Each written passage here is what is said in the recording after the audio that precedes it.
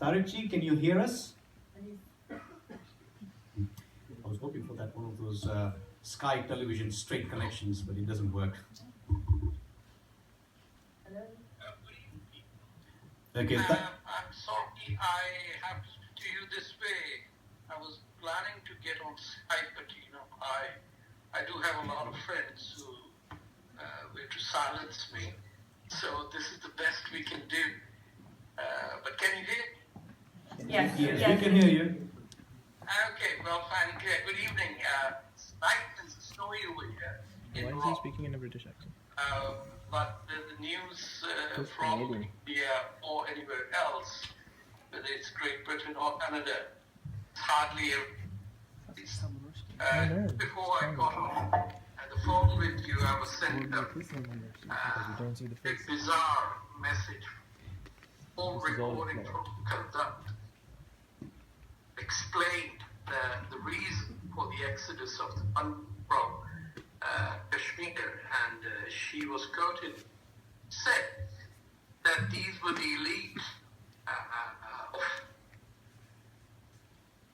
Kashmir, and they didn't share the jobs and goodies of the place.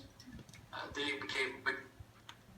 And I thought to myself that if this was the case in 1990, it's been a long time. The same argument has been fleshed out that jihadi terrorism to be straightforward, is happening because people are deprived.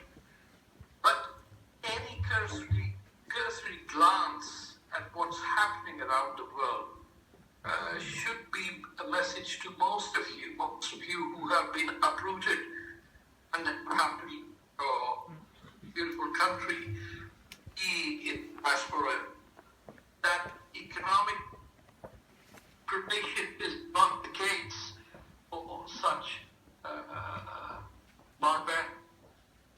If that was the Vietnamese would have been attacking France and the United States last 50, 60 years, but we hardly ever heard of a Vietnamese trying to take vengeance against either the French who were far more brutal than the Americans. But the point all of you is that this is not just an issue that today affects the Hindu population that was expelled from Kashmir or from the valley, the people who were called, for lack of a word, the Pandit Kashmir. You folks were the first indication of what could Islamism was permitted to thrive. You were not the first. Before 1990, if you recall, there was 1947, during which partition took place. 1 million people were slaughtered. The cities of Lahore and Kasur or Peshawar were largely empty. Any of the Hindu or Sikh residents. And that was... ऐसे ही उन्होंने hack कर ली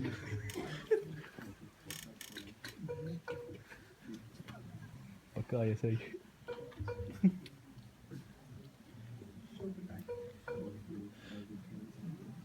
He's got to put the money in the meter.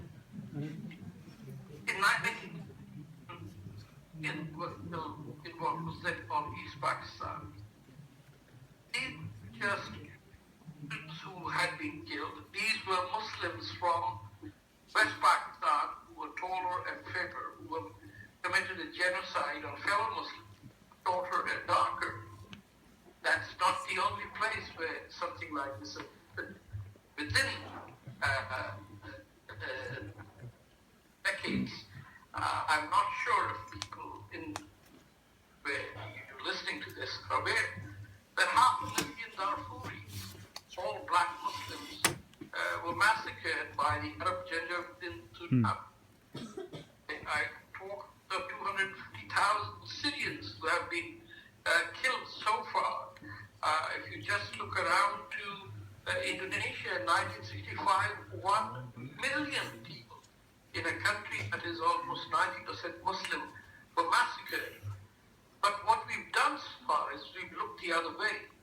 We have not yet reconciled to the fact that within the practice of Islam, within the Muslim consciousness, there is this notion of supremacy, violence, that comes out periodically and does not go away. And instead of confronting that ideology, we have made a huge mistake of trying to look the other way and being politically correct. And I'll give you an example of why things happened the way they happened in Jammu and Kashmir in 1990 and the exodus took place. After the 1971 genocide in East Pakistan, Mrs. Gandhi had the opportunity to eliminate the vestiges of the ideology or the doctrine of supremacist Islamic dominance by making Pakistan, the rest of Pakistan, which was then West Pakistan, into a demilitarized zone, or with just having the capacity to annual parades, have 10 fighters and say 100,000 troops, and that's it. But in an act of generosity, partly because she too was influenced by the charm and grace, as so many Indians today are what I call the Aman Ki Asha Tamasha.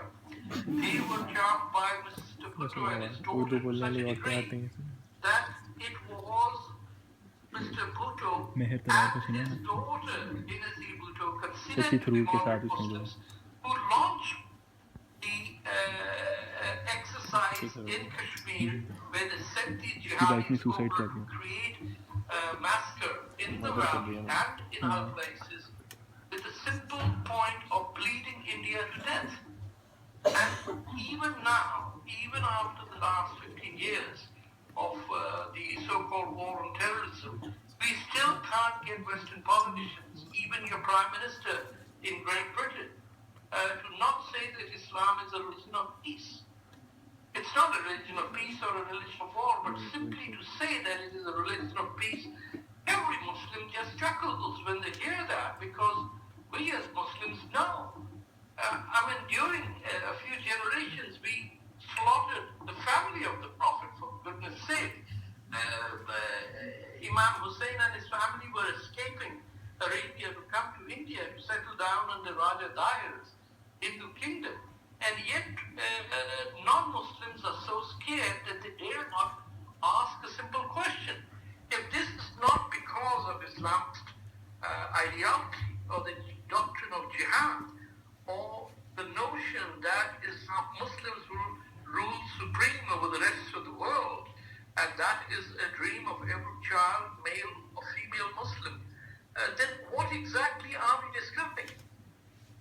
So my request to all of you is that you are not going back very soon to either the valley or Jammu and Kashmir or any other place, because there isn't capacity or the integrity of leadership that would stand up and speak the truth.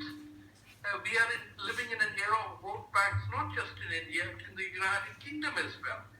So you have to ally with a whole lot of other people, including Muslims who are fighting these jihadis on an ideological front, because you are the canaries in the mine. You were the first people who in modern expelled and forced to leave your own historic homeland and fulfill the ideological leanings of jihadi terrorists. So instead of dealing with the problem as a problem of the pundits, you will have to ally yourself and make problem as a problem that human civilization faces and how to combat it. And so that is the remark that I wanted to and express my solidarity with people like you who've done exemplary well. Not many refugees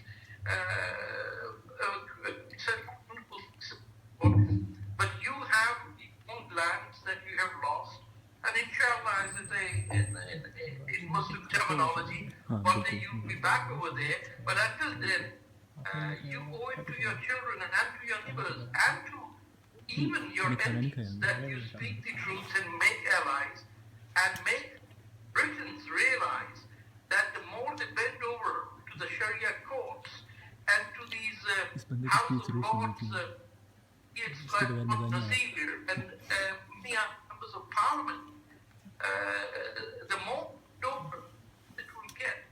What Britain needs today is a Churchillian fortitude that would stand up to the Hitlers of today. And Hitlers of today, by the way, are the Islamic jihadis and the Muslim wish to destroy our human civilization. Thank you very much, but I'd be more than happy to answer if I can hear them. So take care, and I'm.